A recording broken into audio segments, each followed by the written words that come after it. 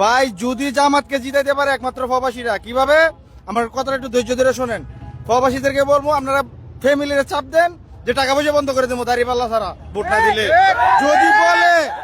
যদি বলে যে টাকা পয়সা ছাড়া বন্ধ করে দেবো যদি দাঁড়িপাল্লা ভোট না দেয়, একটা প্রবাসীর ফ্যামিলির সাথে কমে 8-10 জন লোক জড়িত।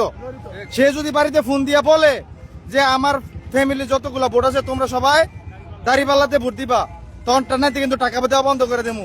যদি এই কাজটা প্রবাসীরা করতে পারে, হ্যাঁ, তাহলে 100 মনে করেন দাঁড়িপাল্লা ভাস হইব। কোন প্রশাসনও না, কোন সরকারও জামাতকে ক্ষমতা আনতে পারবে না, একমাত্র প্রবাসীরা ছাড়া।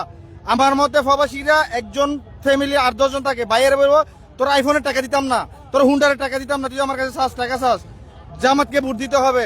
বোনদেরকে বলতে হবে যে তোরা যে স্বর্ণ গয়না চাস, বিদেশ থেকে যে সাবান সোনো পাউডার আনি, এইগুলো কম্বল দেওয়া বন্ধ করে দেবো যদি জামাতের ভোট না দেস।